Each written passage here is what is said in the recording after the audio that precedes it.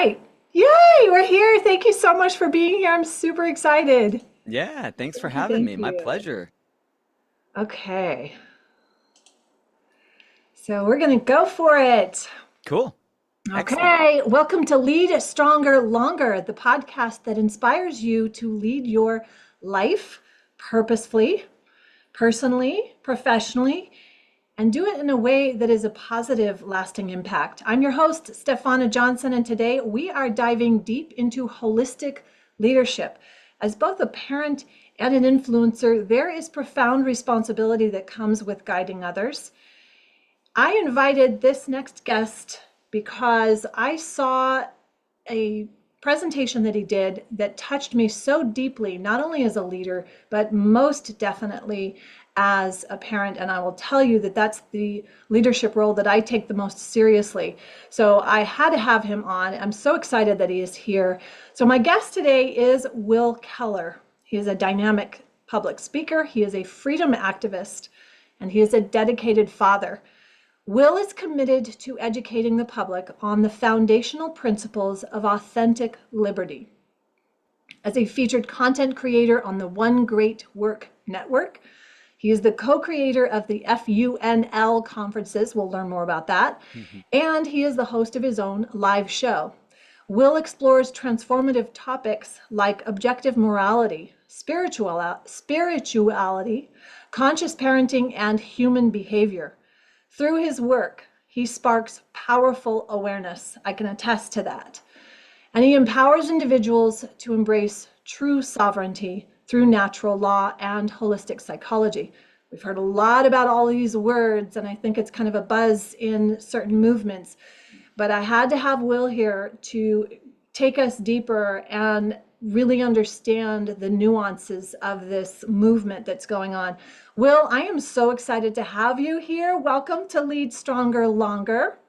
Thank you, Stefana. It's a pleasure to be here. Yeah, so we always like to start with your favorite quote or your mantra or a guiding principle. What's Excellent.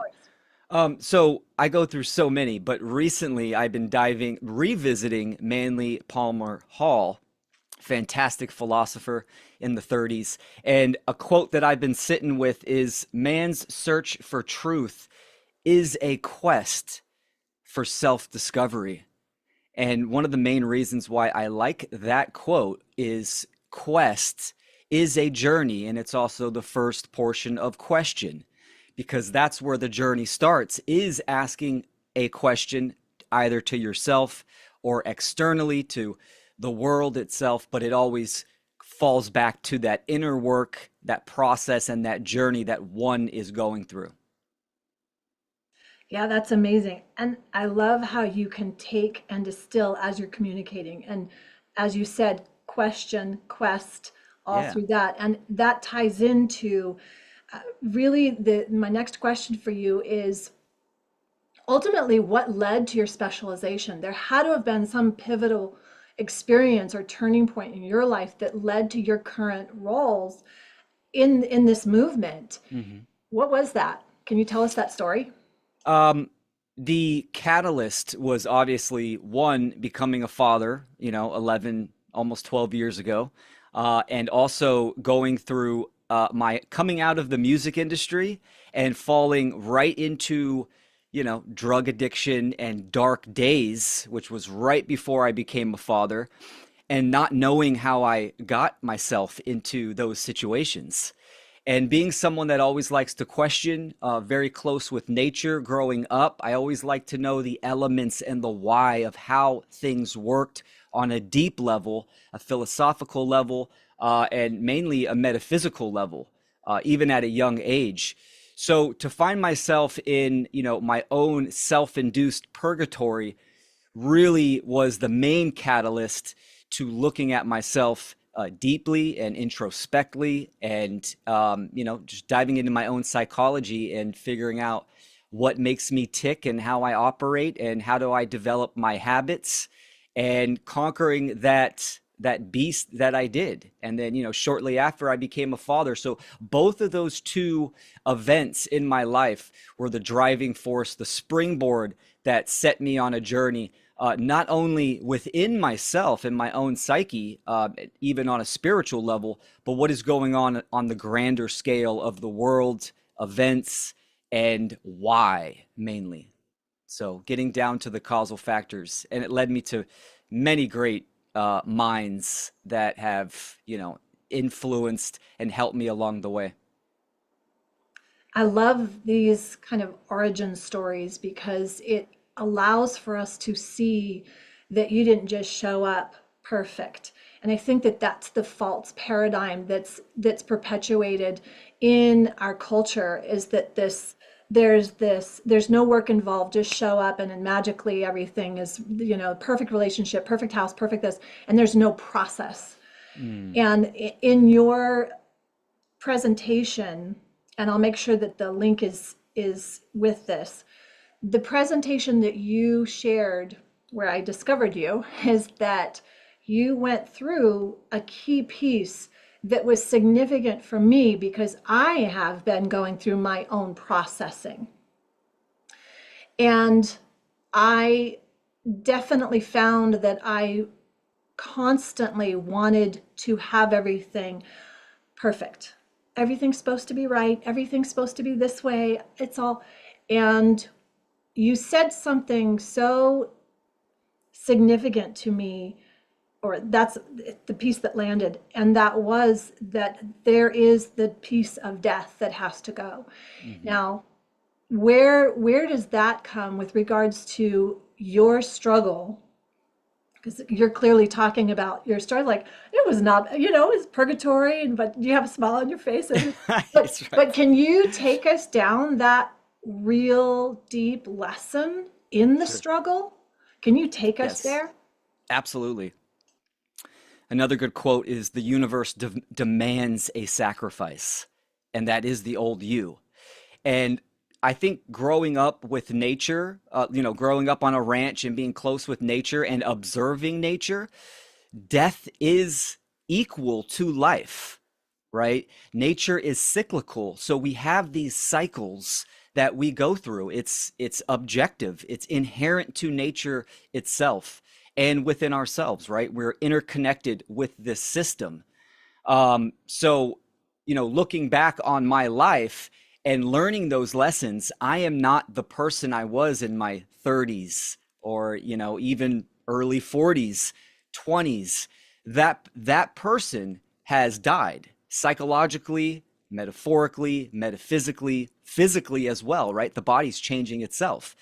So the question is, and the key is, did you learn the lessons?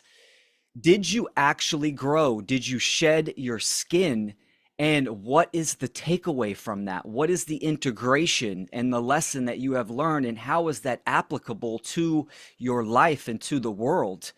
I think we live, unfortunately, like you said, right, where in the modern age, that process is missing. There's a lot of people, mentally that are the same, that don't grow in principles in their spirituality um, for many years, right? Decades, and they stay the same.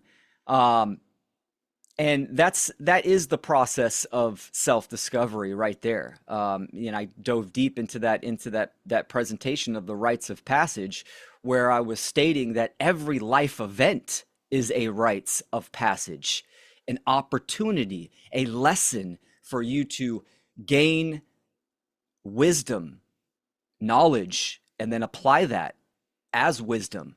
And these events can be impactful, and it's something that we shouldn't look at. Even the dark days and the dark events of our lives, sure, it can sting and it can hurt. We need to embrace that pain, integrate that, and it becomes a part of us, and it becomes a part of our story, our story arc, right? We're all on this hero's journey.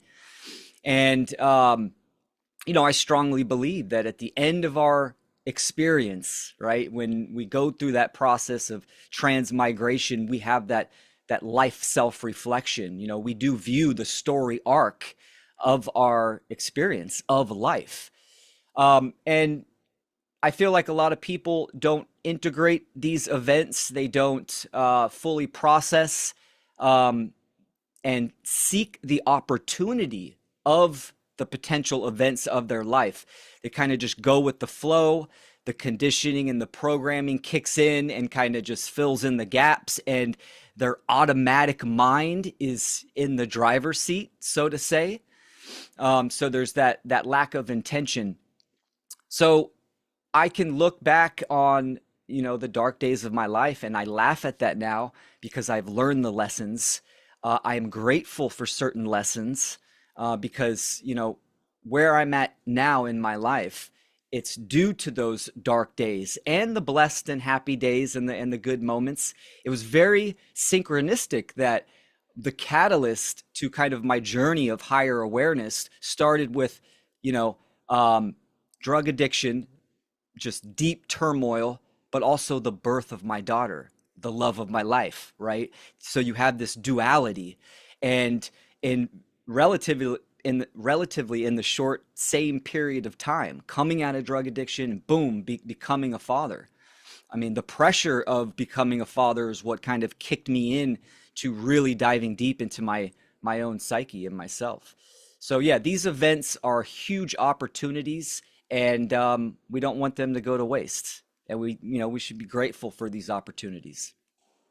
Yeah, that's powerful. So, was there ever a time that you actually did fight that piece of you that was that you, as you talked about, needing to sacrifice that old self? Oh yes, absolutely. I mean, What does that when look like, and how did you navigate it? Um, so my personality, like all my family members, and the time period I'm talking about was my drug addiction because I was coming out of the music industry, so it was a lot of partying, and it was just a habit that I picked up with this lifestyle. And when it was time to be like, okay, I don't want to do this anymore. I'm retiring from music. I'm not going out. It's time to grow up. All of a sudden, the addiction and this lower level of consciousness wouldn't allow me to do that. There's the physical aspect as well. So I drug that on because I refused to do that work, for a couple years, but no one really knew I was going through this turmoil because I buried it deep down into my psyche. Yet every morning when I wake up and look in the mirror, I'm the fear kicks in, and it's this dark cloud, like, am I going to die today? Feeling depressed, and then having this facade and this armor and this shell to just put on the fake smile and go with the flow. So it splits the psyche. It creates, a separate personality, a persona that I had to live with. It's like the story of the two wolves. You're feeding, the bad wolf, the dark, the shadow aspect, or the higher self. And one is getting stronger because you're feeding it more. So I was internally in battle with another version of myself. So it was dark. It was dark. And just the process of that was literally looking in the mirror and sitting down and doing work, asking myself these questions, pad, pen, writing it down, thinking about it every day, and then focusing on my habits. What I did was I just kicked my whole operation to a very simplistic modality of just day by day, hour by hour. I called it a magic journal, where I literally charted out every hour of every day. And that helped me drastically because it gave me insight. It gave me awareness of, my behaviors, my habits, and my inner thoughts and emotions.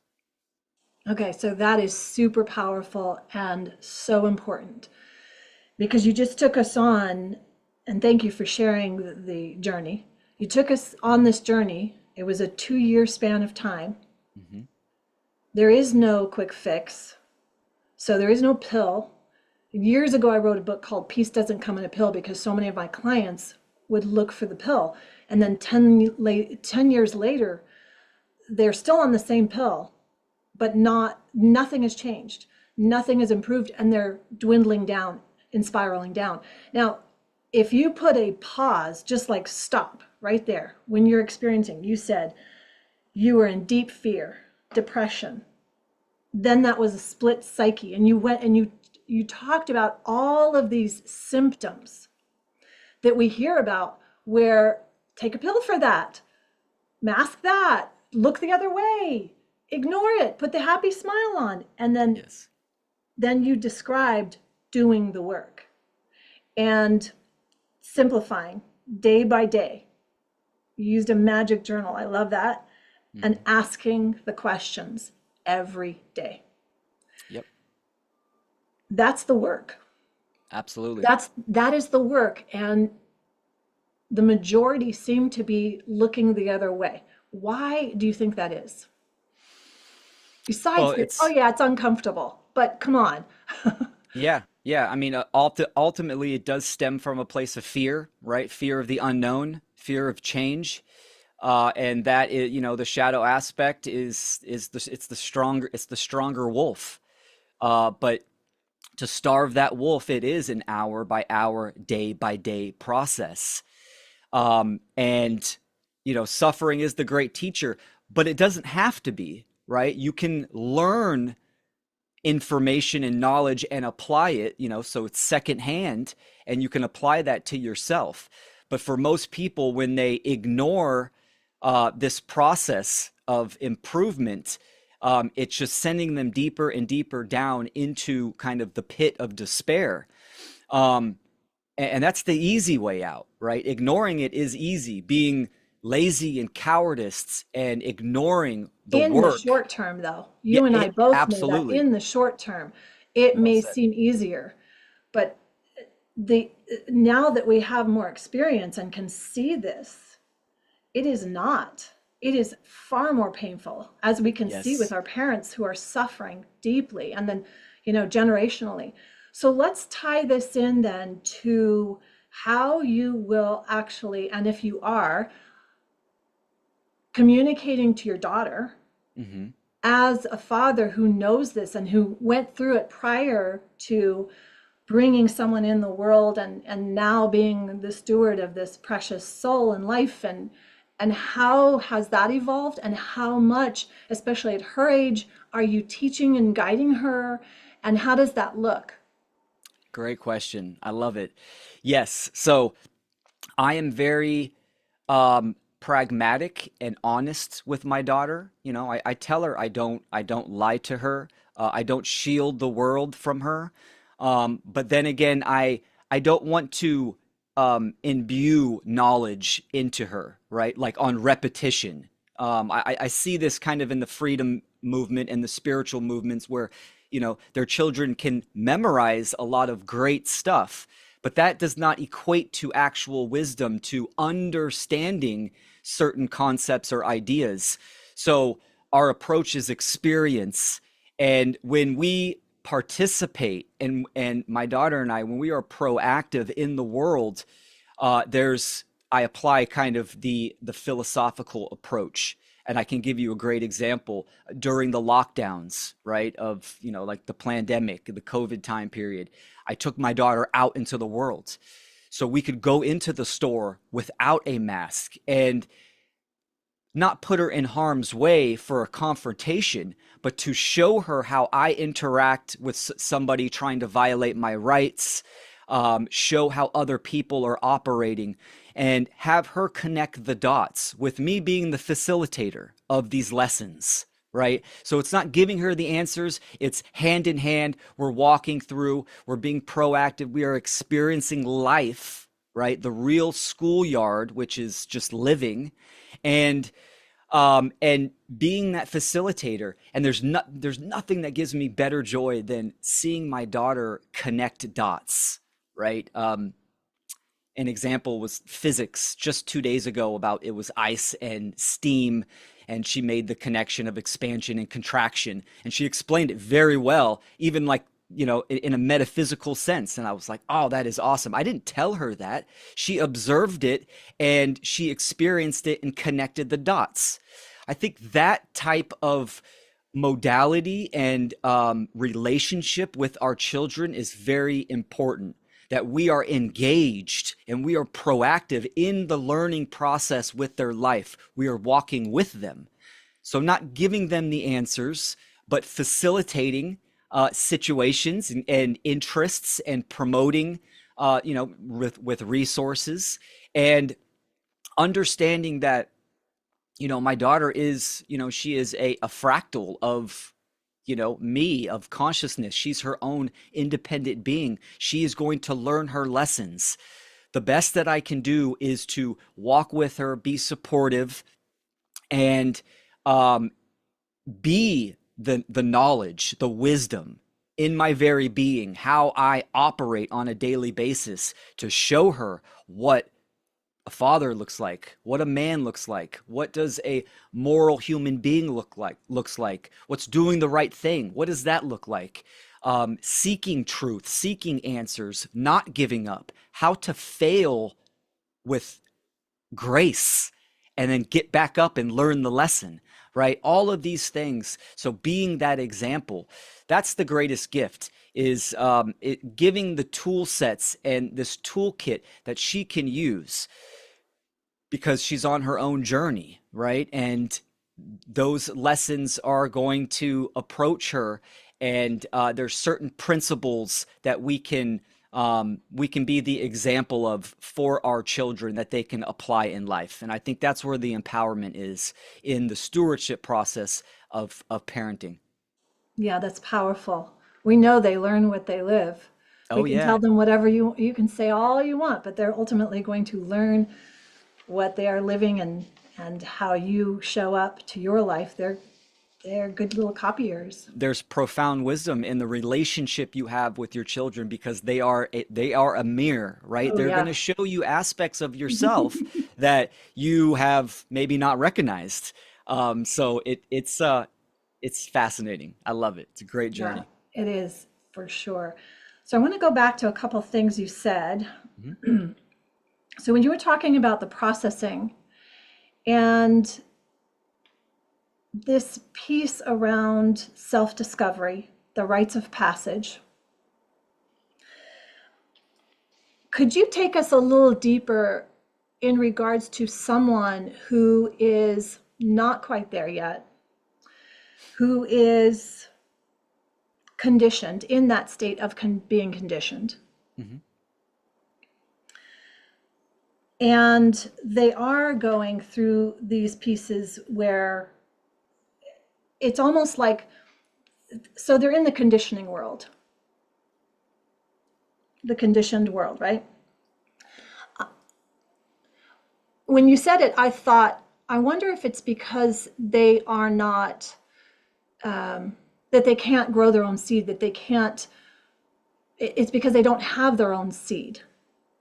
It's because they aren't tapped into their own original thought, their own original seed. So they can't even differentiate that there's a good wolf and there's a bad wolf, because it's all just a mess. And when you were saying that, that popped into my mind, and I'm really curious if, because I know that this is the answer, that self-reflection. I know it for myself. That is why I have to do the daily work myself, and it didn't start until I was much older, because I was so programmed, so conditioned, and was operating off of this very false. And that's who I thought I identified myself with. And I think so many leaders, so many individuals do misidentify themselves. And that is probably part of the conditioning. So taking that back, how would you start to unravel that for someone? How would you, as a leader, and I know you're doing it through your teaching, but in this moment right now, what would be the first step? The first step to break the conditioning. Well, so you're using the words break the conditioning. Is that even possible? So I'll say something because you mentioned seed, and I really like that.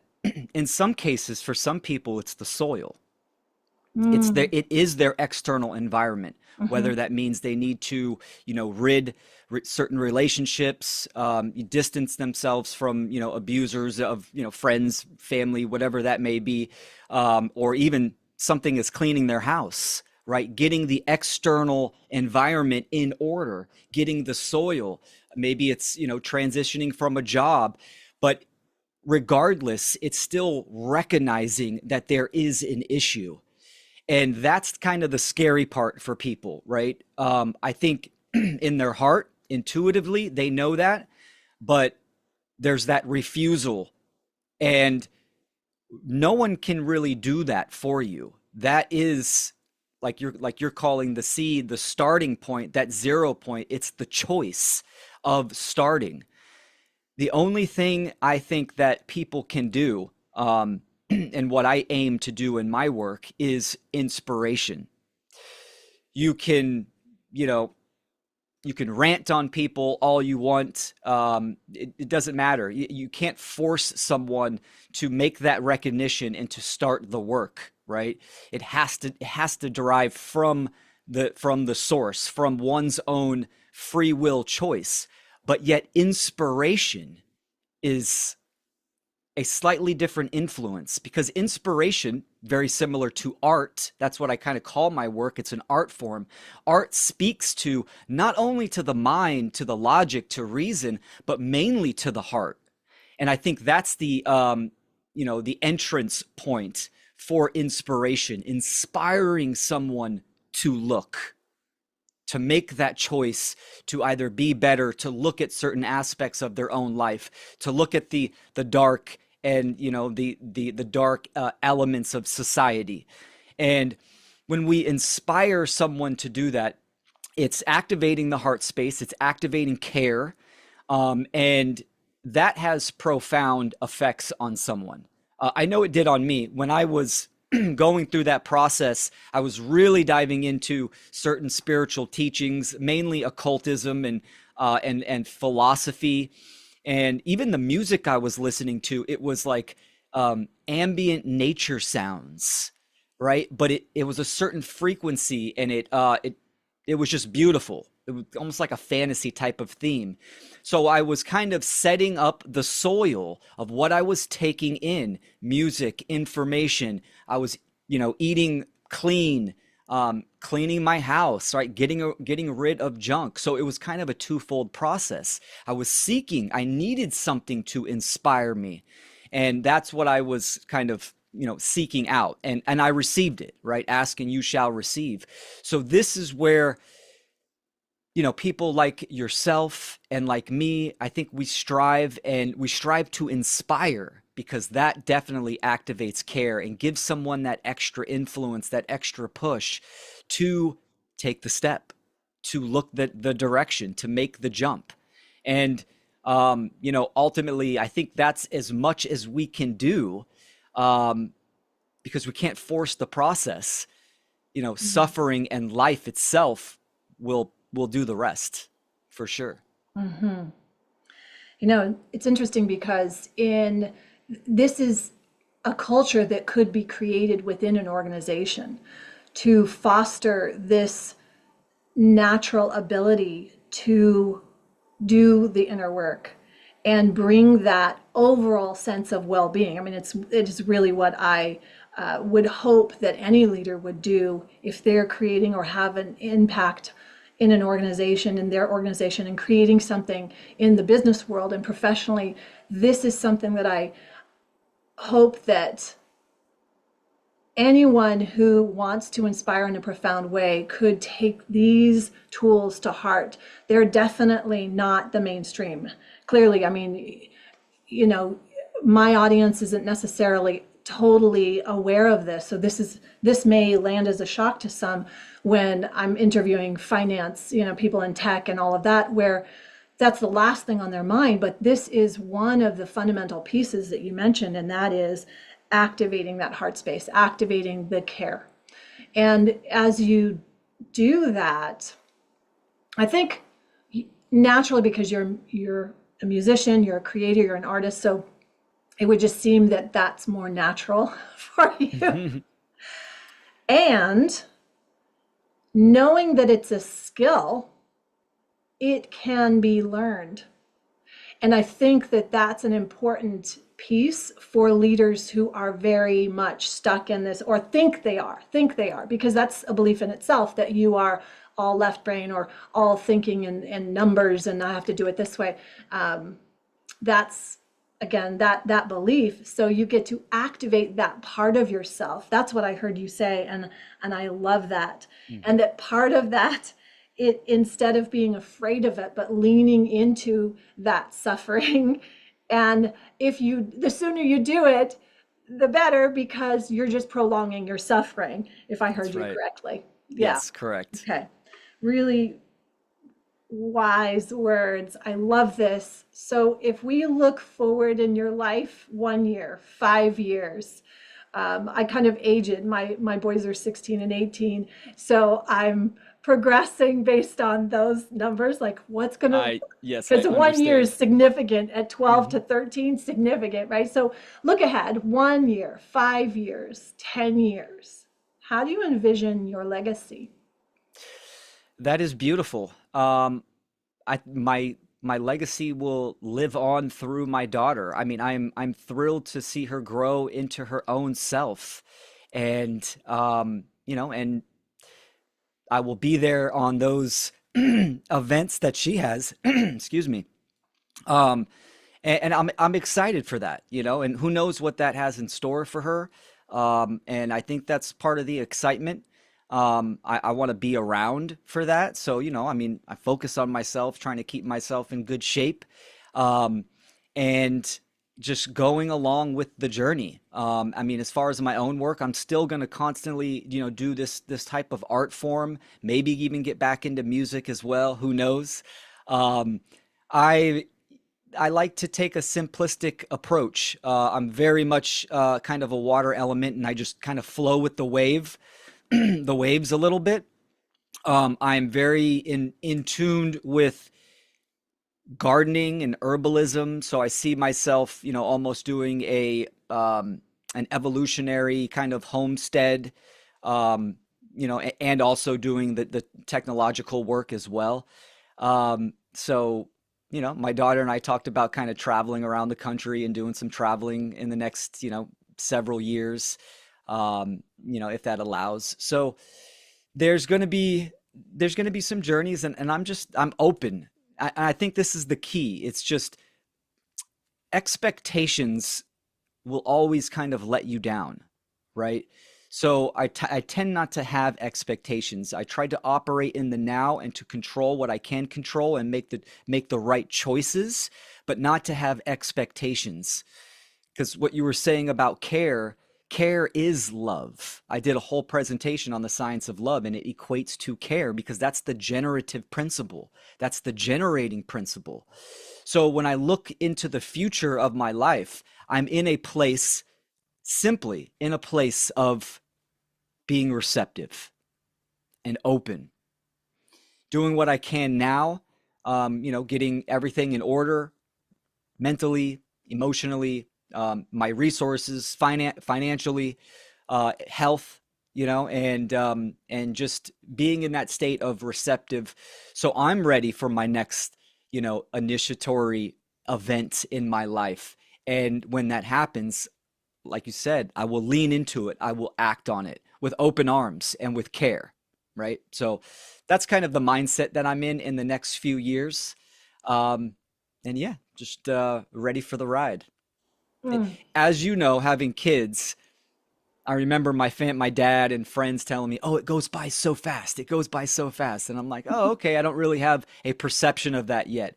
Now my daughter will be 12 soon, and I'm like, "Oh my gosh, it goes by so fast." Yeah. So our timeline is very much kind of in synchronistic to our kids' life as well, like you were saying. Yeah, for sure. Okay, so I want to unpack just a quick piece and then I'll go on to the Cool. next question. But here's what comes up for me. And you said generating principle.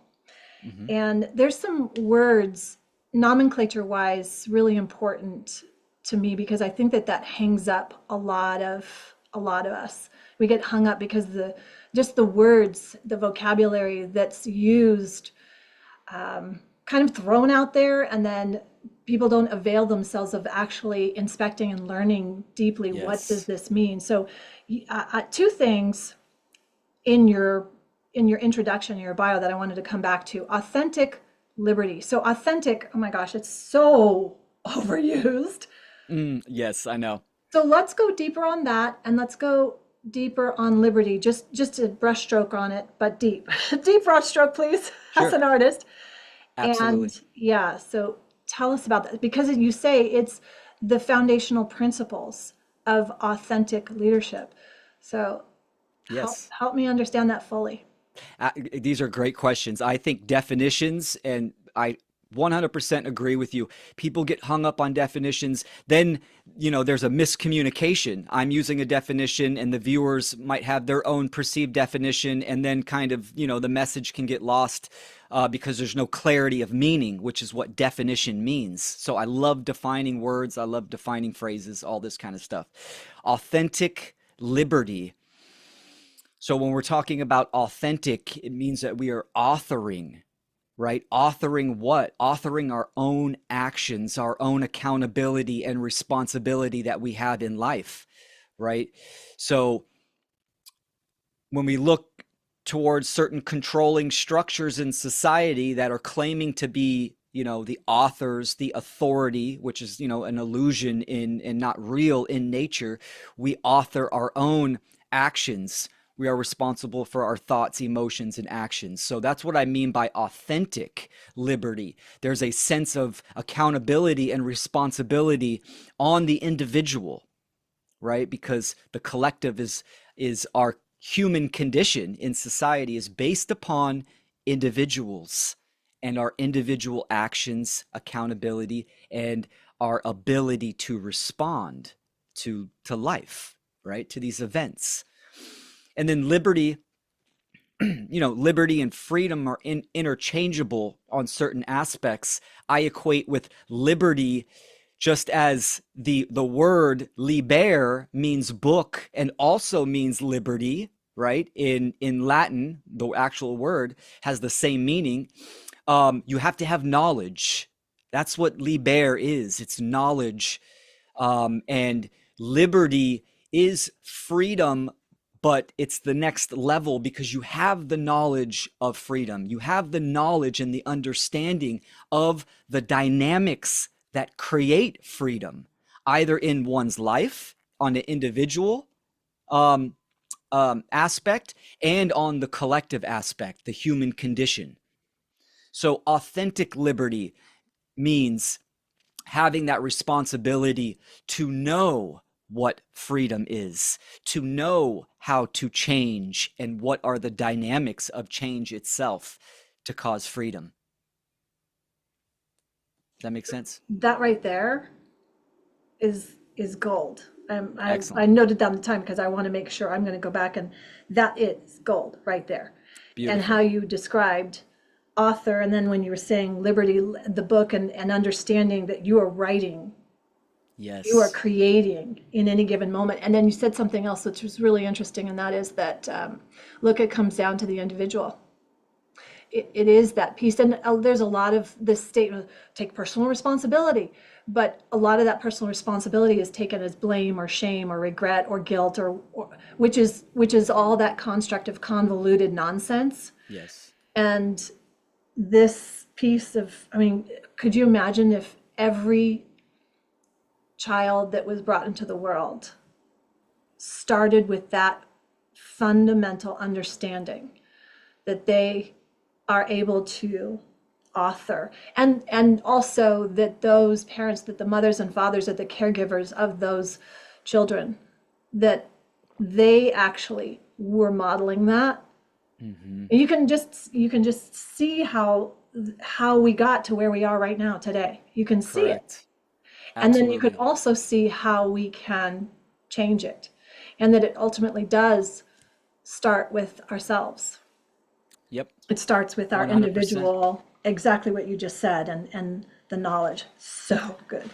I have a Very good. catchphrase, real quick, an additive. I have a catchphrase that I use in all my work, and that is to simplify the profound.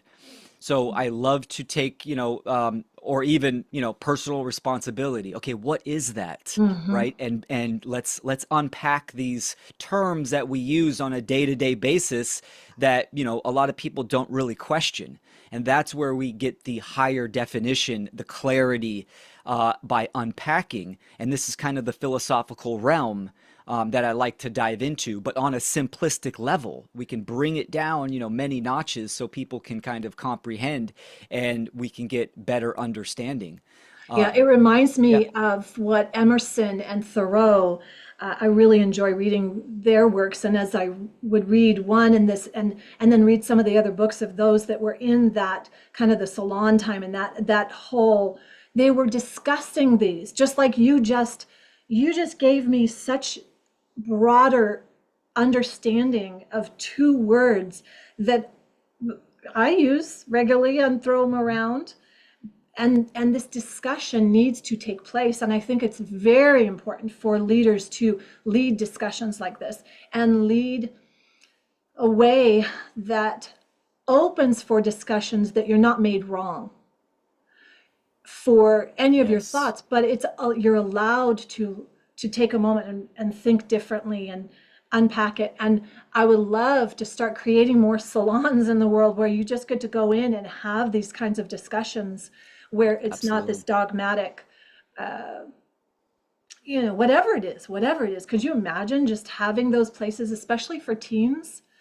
Especially and as your daughter starts to move into the teens, it's either the digital device and that's their life, or Yep, not. It doesn't have that's to be. right. So as leaders, I think creating these new areas, and they're not new, right? They're just they haven't been initiated, I think, in our current culture. And so what a gift. What you just said, that whole little snippet was like that. How can we have more of that, these discussions? And I guess podcasts Yes, are doing that, but I don't think that's enough, because it's you and I having this discussion. We need to have more where we're in the room. It reminds me of a picking circle, since you're a musician. I don't know if you remember exactly. having those picking circles Yeah, a little where you'd jam go sesh. around and I would just shake my egg That's right. while my husband was playing the guitar. And all it was like, I could shake the egg, or I could do, whatever, play the spoons. No, I don't do Yeah. the spoons, but I could shake an egg. So this is what I would love to see brought back. And I just have to ask you though, can you unpack the generative principle the way you just did, especially as it goes to, I wrote down emotional, I don't know if it was the emotional resource, as a key piece. A lot of folks get afraid of their emotions. So can you unpack that and how that goes with the generative principle, since it's, I would Absolutely. assume, tied together? Yeah. So the generative principle is the principle of care itself, right? And what this principle So hang states, on. mhm, The generative principle. correct. Break the words down. Got it. Generative meaning the generating, the initiating. Um, Generare in Latin means to create. So this is the creating aspect, right? How we Here's another buzzword: manifestation, the law of attraction, the law of manifestation. This is what I'm talking about. I'm talking about the creating point, the 0 point of creating, either, Before the seed, um, or before, at the the conception seed, of the the, idea the seed prior to the seed. is the seed is the generative principle, right? So that is the care. You can have seeds within you, right? But you have to apply willpower. So the care is a feminine aspect and willpower is a masculine aspect. So when they come together, that's when it is, it ignites, in a metaphorical term. So I'll kind of unpack that a little bit as I go on. And so what this principle states, right, is what you truly care about is what will manifest. So this goes hand in hand with self improvement and looking at oneself, right? Because we talked about earlier how people are ignoring doing the work because they don't care to do that, right? So that the generative principle is not activating, it's not generating in their life. Doesn't mean it's not there. It's just dormant, correct? Correct. Correct. Absolutely.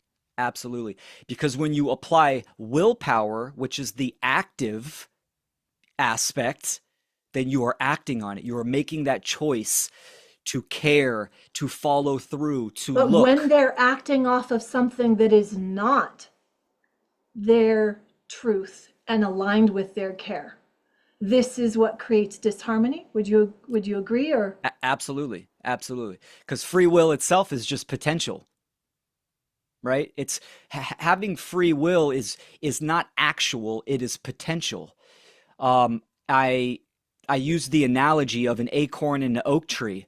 An acorn and an oak tree are genetically identical, but you can't get lumber from an acorn. So what's the catch? They're genetically identical. The catch is that the acorn is activated and becomes the oak tree. This is the same thing. You can have the acorn inside you, you can have the seed inside you, meaning, intuitively down in your unconscious mind, you have to look at a certain aspect of your life, but it hasn't activated yet. That's because of the principle of care. You need to care, your focus, your attention, and your willpower needs to be, you know, um, focused on that seed, so on that if aspect. if let's take it that, okay, all of us have within us the generative principle, that seed, and within us the ability, we have the ability. It's Correct. not a skill we have to develop, it is innate, correct? Absolutely. We Okay, use it every day, to be honest. okay, Yeah. so there's the care, we have it there, right? And Hmm. then there's the will, which is the choice. Okay, what am I going to choose with that? And Correct. then you take the action. Why is it, maybe it's the wrong question, or maybe it's the wrong, I'm not sure how we'll say this, but okay. So how is it that someone would choose to actually do harm? Is it because where did it go off? In the care or at the action? At Be- the care, with so care. what happened? What happened? Well, I'll reflect on my journey, right? So with my drug addiction, and I made the choice to, I had the care, that care activated for me to sit in the mirror and start writing, using my journal and start looking at myself, right? And that's where these initiatory events take place, where we need to lean into them, right? But We let's need go to back take. to where you cared about the drugs enough to do them, to take that action, right? Exactly. So So that's where my care was. so You now could look let's at go, care as energy almost. okay, so let's go before and before and before. Mhm. You wanted to have the drugs, or it was part of the thing that you cared about, which was music and creating music. So was that part of your tribe, and then that's part of the soil or the environment you were talking about earlier? Correct. How does all of that intertwine? And it's kind of like I am asking, what came first, the chicken or the egg? That's what I'm asking. Ultimately, I want to know, because Yeah. I want to know the root cause. I want to know the source of it, so that can we unravel this, right? Because we're, Yes. there's a speeding train going very, very fast, and a lot are trying to like get off of it, or they're trying to redirect it, or whatever, in this whole, if we go into the hermetic laws, okay, so fine, we'll go into the law of duality or polarity or blah blah blah. But the fact of the matter is, we're here existing in this moment. How Yes. do we get here? Whoa, stop the train. The train's not stopping. It's not going to stop, folks, sorry. Hmm. So do we need to go back and know the exact source of where the seed went wrong? And did the seed actually ever go wrong? I mean, you see what I'm saying? Because I don't Yes. know. The seed could never have gotten wrong, because the acorn was always the acorn. And the acorn could not become a maple tree, or could not become a shark, or you see what I'm saying? So Yes. how did all that, like, what happened? Something had to happen. What Yeah, happened? for sure. And I mean, we might not know that aspect, but something I can kind of touch on is that they both exist, right? And what I mean by that is we have mind. All is mind. The universe is mental. That's also the field of consciousness that is around us, that we are influencing everything. Everything in nature, in this reality, comes down to relationships, right? You and I are having a relationship right now. I have a relationship with my computer, the condition it is in, with my daughter, with my neighbors. Everyone and everything is influencing each other. So that you can look at as the soil. Then we can implant seeds. And for instance, in my experience, I cared more about music career, partying, drugs than I did about becoming a better person. There was an external influence that inspired me to change the direction of my care. That was, becoming a father, a few other things. Care is always there. It's always in operation, right? It's really like a subset of just mentalism. It's the all-encompassing principle of all the Hermetic principles. But you can look at it on a simplistic as focus and attention, energy. So you and we care right now to have this conversation. If I don't care enough to look at myself on a health aspect and what I put in my body, then I'm going to suffer the consequences of that, of the care or lack of care.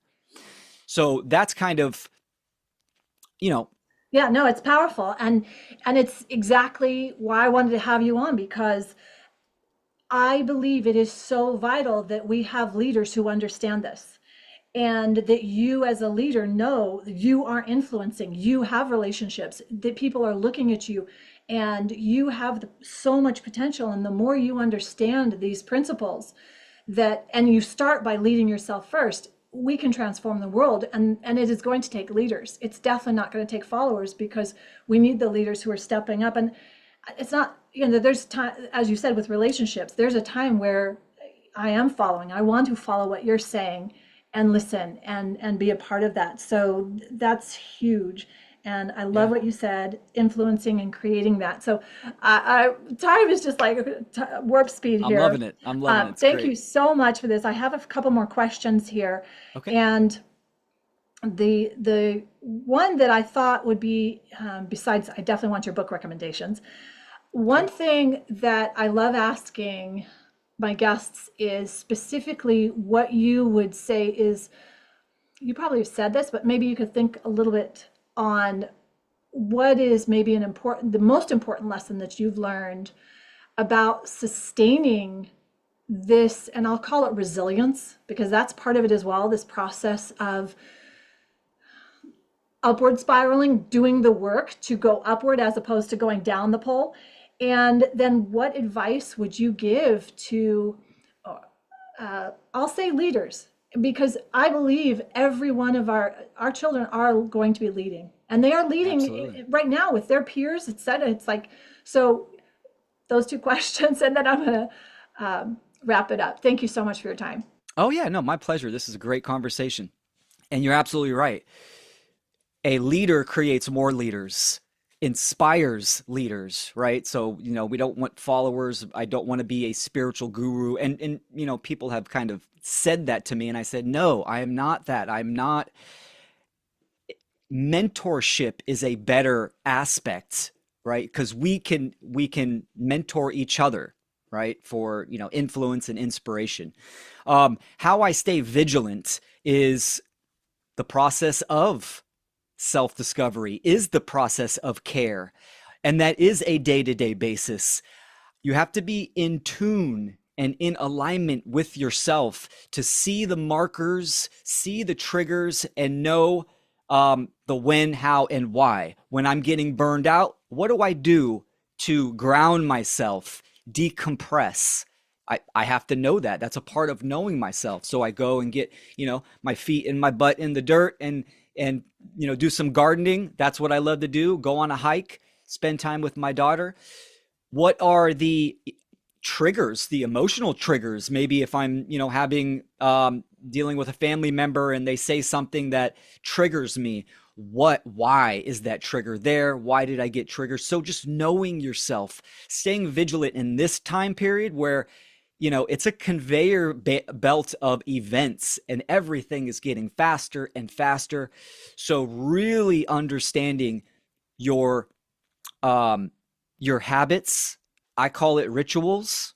That's what rituals are. It's just habits, the process of, the things that you do on a day-to-day basis, morning, mid, night, and just really staying focused on those aspects. That's how I stay vigilant. It's very simple. And then I just, I know myself and I continue to seek improvement on myself. And Powerful. that's one thing that I see. It's just burnout, right? When you're kind of doing this type of work or really any work, there's a giving and a receiving. And if you are expelling yourself too much and not replenishing back, then Mhm. yes, absolutely you will get burnt out. So it's just understanding those markers and those signs and symbols within yourself and in your environment to take a step back or to do whatever you have to do in your own unique, individual, expressive process. So much wisdom. I love it. Know yourself, conveyor belt of events, Yeah. and knowing when to checking those markers. Yeah, that's profound. Okay, so what are your top? I'll just I like asking what's your favorite book or what's your top book, but I bet you have more than one. So what's your Oh yeah. 1 to 3 books that have profoundly impacted you and how you lead your life? I consider myself a book junkie, and yes, I do read them. And many of them I've done audiobooks. Yes, I see your library. I have a whole room. It's so hard to pinpoint like just a few books, but I'll tell you ones that will absolutely add value to your life. Um, to understand what's going on today and for the principles of authentic liberty, The End of All Evil by Jeremy Locke. This person was anonymous. I mean, there is Jeremy Locke, but that was just his pen name. And he wrote this book and disappeared. So this book is really hard to find until recently someone started printing out physical copies. It's a short read. It's only, 100 pages. Fantastic principles in there to apply to oneself. Absolutely mind blowing. The next one is a little more pithier and deeper, but I think people should go there, and that is Monad. So this is Plotinus, and um, this is written by or translated because it's ancient Greek, translated by Thomas Taylor. Fantastic translation. This will send your mind on a journey of true philosophical metaphysics. And I like to go there. So that is, an epic book. And of course, um, The Stellar Man by John Baines. Fantastic. Again, principles to apply to oneself with the alchemical process. Very good, The Stellar Man. So those are my three that I'll say you can't go wrong with any of those. Oh, it makes me so happy when I get new titles. I haven't heard of the second two, but The End of All Evil is absolutely a must read. And Yes, that absolutely. monad looks a little bit deeper. I probably won't get through that this year, but I It's a huge investment. It's one that you kind of just take, chapter by chapter over maybe a year or two. But awesome, all awesome. of John Baines' work is great. This is The Science of Love. Fantastic book. He's a hermeticist, so he comes from the hermetic arts and science Mm, aspect. okay, Profound wisdom in there. very, very cool. Oh, Yeah, excited. Thank you for that. New my authors, pleasure. super fun. Okay, so how can our listeners connect with you, follow your work? what are the resources that you'd like to share? I'm definitely going to tag that presentation you did. So fantastic. Thank you. What a Absolutely. gift. So what's the best way? I really enjoyed doing that presentation. I actually gave that at the Seed conference, and then I did an extended one, live on my channels. And I really enjoyed doing it. It flowed very nicely. So I appreciate the compliment. My main website to get to all of my work is willkeller.com. You can even get to my One Great Work Network page, where it's just a conglomerate of like-minded content creators under, creating true freedom, natural law, morality, spirituality, hosted by Mark Passio of What on Earth is Happening. So you can get there from my website, willkeller.com, and also my original podcast series, Natural Freedom League, which my partner John and I started 5 years ago, and we had fantastic guests on our podcast. So I highly recommend checking those out. There's some really great features and cameos on there. And then also one event that I will promote February 26th and 23rd. We are doing the fourth annual Funnel Conference. That's the FUNL. It stands for Freedom Under Natural Law. It's a 2-day online, live, free virtual event. A lot of engagement, some really good speakers and presenters. It's a 2-day event with live roundtables at the end. I'm one of the co-creators of that, so you can also get to that on my website as well. And I love being responsive with my viewership. Anybody has any questions, clarifications, email me through my website or even through social media platforms. I try to respond to all messages at all times, and I love engagement. So when you messaged me to come on here, I was super grateful and excited. I am incredible. When I saw it, I was like, "Oh, look at this! This is so exciting." Sometimes it's super fun to actually just reach out, especially when you've been impacted so positively by someone's work, and then they respond back. So thank you for that. That was a gift for me this week. My pleasure. Well, what an incredibly thought-provoking and inspiring conversation with our special guest, Will Keller. I would say his leadership insights, while maybe we didn't directly think about leadership, I want us to get outside of this box of this is what leadership looks like Mm. and understand this holistic principle. Definitely, it can apply to parenting and how you show up to your our children, and even if you don't have your own folks, they are watching you, and there's such an opportunity to inspire. And that's, I think, the inspire and influence piece that Will has shared today is incredible, and I have some great takeaways myself. But it is an incredible responsibility that we hold as influencers on the next generation, and also remind ourselves that there is a ripple effect on using the care piece for sure, but the ripple effect of our actions. And if they're not in alignment, we can only look around our world to see the out of alignment and the disharmony that's going on with what our actions have done, whether that's in the past. And so now what do we have to do? We take the responsibility right now, and we respond differently, without shame, without blame, without all the other BS that I think is what holds people back and that keeps us stuck in fear, is that we care about ourselves first, right? We have to lead ourselves first, and that care, knowing within ourselves and just loving that piece of us. And I can just see you going through your journey of knowing that you have a precious life on the way, and having enough strength to move through. Addictions are tough. So to be Hmm. able to do that, I admire you so much, and thank you for sharing that story. So again, if you'd like to connect with Will and dive deeper into his work, be sure to check out his work.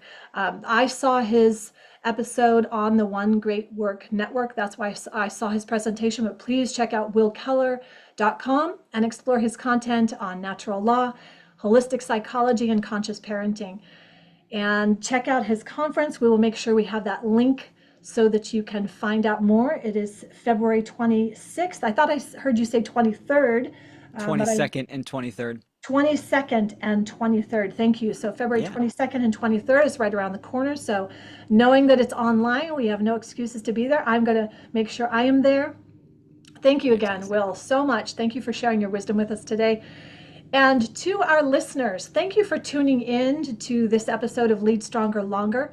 If you found today's conversation as insightful and empowering as I did, please take a moment to subscribe, leave a review, share this episode with someone who would benefit from these lessons on purposeful leadership. And remember, you have the power to lead with integrity and care and create a positive impact and achieve your goals without sacrificing what matters most. Stay inspired, stay strong, and keep leading your life and your business with purpose. Until next time, I'm Stefana Johnson, and reminding you to lead stronger, longer.